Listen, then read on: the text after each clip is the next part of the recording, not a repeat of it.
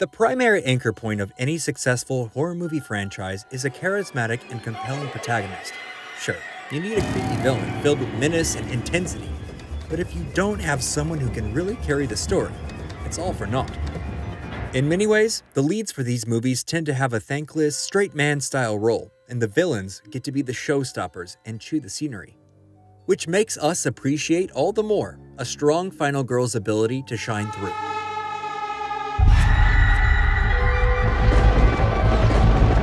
Today, on Graveyard Shift Ranked, the top 10 final girls of all time. Before we get started, be sure to subscribe to Graveyard Shift to stay up to date for all your horror needs. There have been quite a few memorable final girls in the long and storied film franchise that started with Friday the 13th.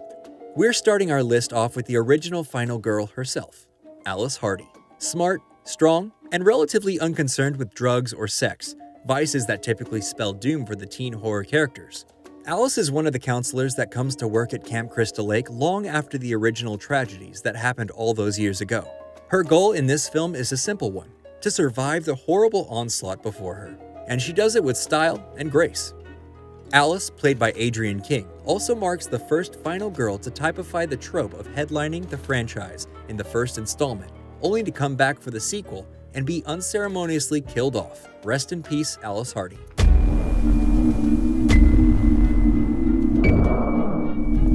The Texas Chainsaw Massacre was released in 1974. Its raw documentary style, nightmarish visuals, and terrifying lead villain seared itself into the American consciousness for decades to come. The film has spawned an army of sequels, remakes, reboots, and spin-offs. Leatherface, the chief antagonist in the film, left such a deep impression on audiences that he's been parodied and paid homage to in nearly every form of media known to man. The film's director, Tobe Hooper, went on to enjoy a lengthy career, making dozens of films in a myriad of genres. His stark and unflinching style is something that has inspired legions of filmmakers since. Undoubtedly, the reason for this original Texas Chainsaw success is simultaneously Leatherface's fearsome visage and Hooper's taut direction. But the magnificent performance Marilyn Burns provides as classic final girl Sally is rarely brought up. This despite the fact that she is so convincing that you really believe that she was tortured by a band of cannibalistic hillbillies. Burns' performance is as frenzied as the rest of the film is grounded. She's the glue that holds the film together. Her emotional trauma radiates off the screen. The final shot of the movie, where Sally is in the back of a pickup truck, laughing maniacally, is as relevant and iconic today as it was in 1974.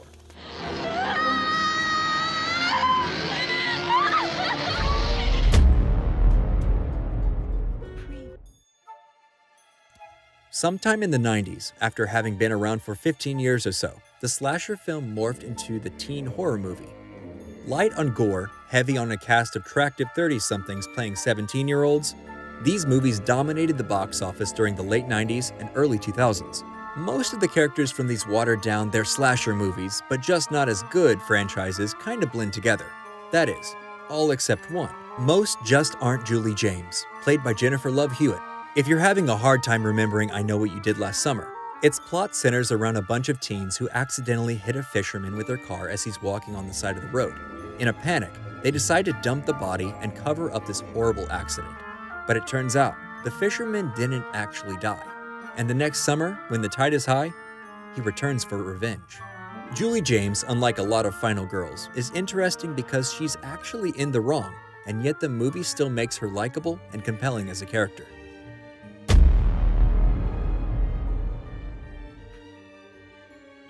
Living in a Clive Barker movie can't be easy. Living in one with a demonic entity from beyond space and time who loves to torture people has to be even worse. KIRSTY Cotton, who is played by Ashley Lawrence, had to deal with that regularly. The character made her first debut in Barker's book, The Hellbound Heart, as Kirsty Singer, but in the movie her name was changed to Kirsty Cotton. She was the protagonist for the first two films in the franchise, playing an intelligent and capable lead battling the forces of evil and darkness. The franchise leaves her in the dust at a certain point though, and quite frankly, it shouldn't have. She was great as the lead of the HELLRAISER stories, and all the movies without her have been subpar at best. Does this have anything to do with Dimension literally taking non-Hellraiser films and just shoving Pinhead into them sideways in order to keep the rights from reverting to Barker? Yes, absolutely. But still, Kirsty is the final girl we all deserve, and decidedly not the one we got for the majority of the existence of Hellraiser.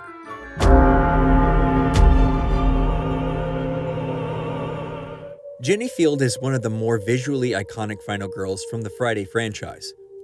That film still of her holding the pitchfork and looking totally beleaguered has been burned into the minds of slasher fans for generations now. Played by Amy Steele, Ginny has more information about Jason than most, so she's actually able to go toe-to-toe with him. She also uses Mrs. Voorhees' sweater as a tool to ultimately construct one of Jason's many demises. From being the first Friday final girl to directly confront Jason, to getting to deliver quite a few iconic lines that are still quoted to this day, it's pretty safe to say that Ginny is definitely amongst the top final girls in the franchise.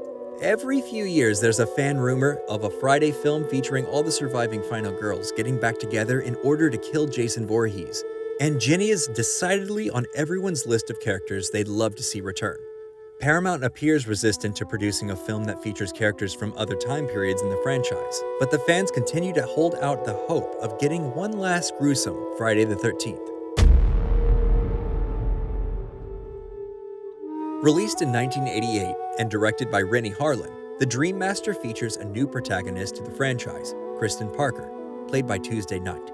She would be the main character in both Dream Master and Dream Child, which is abnormal for any horror franchise, but especially the Nightmare series, which loves to kill off its characters immediately. KRISTEN Parker is no Nancy Thompson, that's just the truth. But she is a great character and Tuesday Knight plays her to perfection. Her continuing presence throughout the two Nightmare films makes them into a little mini franchise, as we track Kristen from Dream Warriors to Dream Child. The retroactive addition of a backstory involving Freddy's father and a nun was a piece of continuity that fans hated at the time, but have since grown to love. Additionally, in The Dream Child, the idea that Freddy is able to attack Kristen through her unborn child's dreams is an amazing idea that, quite frankly, they should reuse in the inevitable reboot or remake.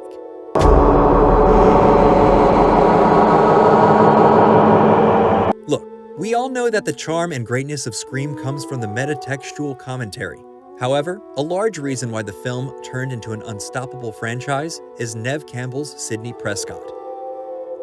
Sidney's courage, wit, and complexity pushed the final girl trope into a new territory with her tenure over the course of the Scream films. The fact that she was allowed to grow up into a woman is even more compelling. The number of female characters that get 2 outings as a central character, let alone basically the whole franchise, is exceedingly low. Sidney breathes rarefied air in the genre space. The fact that she's supposedly being brought back into the newest installment of the franchise is an even higher compliment to her character. At this point, Sidney is just as attached to the Scream legacy as Ghostface is. She's like the Ellen Ripley or Sarah Connor of the Scream world. The Scream franchise has spawned 5 movies, a TV show, and talks over a whole new trilogy.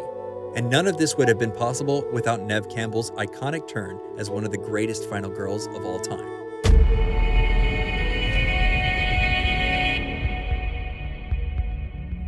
Laurie Strode, played by Jamie Lee Curtis, has presided over not 1, not 2, but 3 reboots of the Halloween franchise. She's the OG, the final girl that launched 1,000 imitators.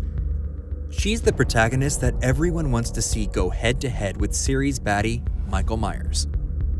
Laurie Strode, named after John Carpenter's high school girlfriend, has been terrorized by the horror of Haddonfield for going on 40 years now, and you'd think we'd all be sick of it by now, but we obviously aren't.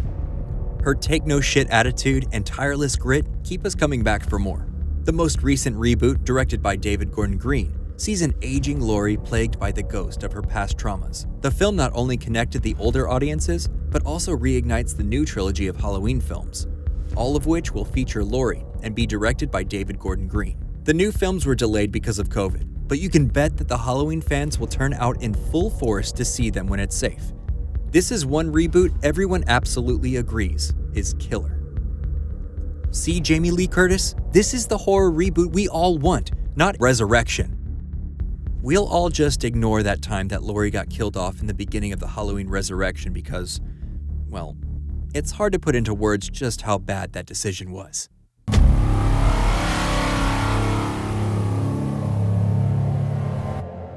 Tina Shepard might be a bit of an unexpected entry at number 2, but come on. The star of The New Blood is without a doubt one of the best characters in the Friday history, and should have gotten more spotlight in the later films.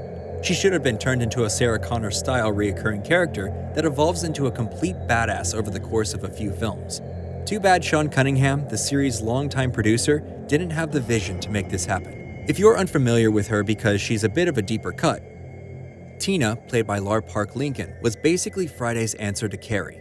She's a teenager with psychic powers who accidentally resurrects Jason and then has to do battle with him. Is it as cool as it sounds? No, it's cooler. She rules, the movie rules, and has arguably the best Jason design in the whole franchise. The New Blood is criminally underrated, and Tina, as the final girl in the franchise, was destined to create. If only she had been utilized more going forward. If only.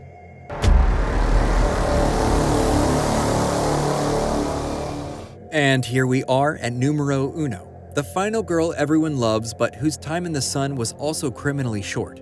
Nancy Thompson, played by Heather Langenkamp, might not be as popular as Laurie Strode, but she definitely has a hardcore cult following of devotees. Her battle with Freddy Krueger may have been mostly psychic as opposed to physical, but she definitely won our hearts with the dogged determination and pursuit of the charbroiled pedo-in-chief. Yes, it's unfortunate that they didn't use her in the second film, and yes, it's even more unfortunate that they killed her off in the third. But honestly, Nightmare is all about dream dimensions and psychic pocket realms. Just bring her back. Just say that she's been stuck in the dream world and now she's like Obi-Wan's ghost for a new generation of Elm Street residents. Nancy Thompson and Robert Englund deserve more Nightmare films, where rumors suggested that Englund was going to come back for one final film that would have been split into 2 time periods concerning a young pre-burned Freddy being played by Ben Foster and an older Freddy played by Englund. The project was scrapped in favor of the remake, but we can still hold out for hope that Nancy and the original Freddy will get one last ride before it's too late. And on that note, like, comment, and subscribe to The Graveyard Shift. Check back next time, if you're brave enough, to find out what otherworldly events we'll chronicle next.